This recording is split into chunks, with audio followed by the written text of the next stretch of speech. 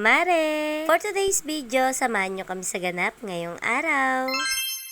Ngayong araw nga mga mare, pupunta kami ng San Leonardo. Ngayong araw nga, ikukunin ko na nga yung uniform namin doon. Fast forward na nga natin yan mga mare, at eto nga, nakarating na kami. Agad-agad naman ngang inilapag ni Sir Joe itong aming uniform. Syempre, hindi naman kami papayag na hindi namin ito masukat at mag-picture-picture. Sobrang dalang ko lang din kasi mga mare makapunta rito dahil alam nyo na may trabaho sa mall ang mare nyo. Nagtanong pa nga na isa sa followers natin mga mare na meron na daw ba akong ibang trabaho ulit. Ang sagot dyan mga mare ay wala po. Ang pag-aahente ko mga mare ay matagal na at hanggang ngayon nga ay pinapatuloy ko pa habang nagtatrabaho ako sa mall. Kahit nga hindi madali ang ginagawa ko mga mare, kahit anong diskarte nga ay papasukin ko. After nga namin mag-picture taking mga mare, inaya ko na nga si daddy doon sa model house. So, syempre nandito na nga lang din kami mga mare, kaya naman ipapakilala ko ulit sa inyo ang Borland Teramonte House. Dito nga pala yan mga mare location sa San Leonardo. Na-vlog ko na nga ito last time mga mare, pero syempre hindi ako magsasawa na ipakilala ito sa inyo. Malay mo naman magustuhan mo to at kumuha ka na rin ng unit dito. Sa mga ngayon pa nga lang makakapanood ng vlog na to mga mare, dito nga po ay may 3,000 lang ang hulog monthly. Ang reservation fee lang dito mga mare ay 5,000 pesos. Pwede po ito sa Pag-ibig Financing at pwede rin po tayong mag-in-house. Limited slot na lang po ang available dito mga mare, kaya naman kung naghahanap kayo ng murang hulugang bahay, PM lang po kayo directly sa Facebook ko na to or kontakin nyo nga lang po yung number ko na to para po makausap ko kayo at maisan ko po ang ibang detalye dito. Bagay na bagay nga po pala ito sa mga nangungupahan. Ito po kasi mga mare ay pwede siyang rent to own. O diba, para ka nangungupahan na balang araw magkakaroon ka na ng sariling bahay. Kaya naman wag na kayo magpahuli kaysa naman maubusan pa kayo ng isla. Kaya naman mga mare, mag-PM na kayo sa akin.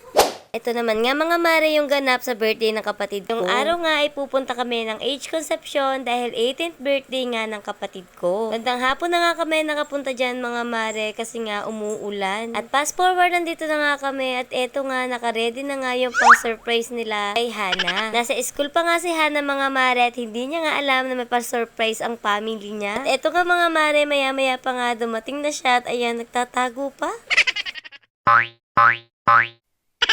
Aba, napapasayaw pa.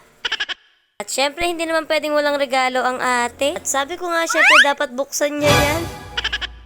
At aba, tuwan-tuwa ang bruha. Dito nga mga mare, nagbigay na sila ng mga regalo. Nakwento ko nga lang pala mga mare, napakaswerte ko pa rin talaga dahil nung ako yung nagdibu, sobrang bongga. Mga panahon nyo na parang nun lang kami nagkapera tapos pinaghandaan ako ni Papa. So ayun, meron pa yung banda, 18 roses, 18 balloon, 18, basta lahat kompleto. Tapos ang ending after ko magdibu, ala, nag-asawa na.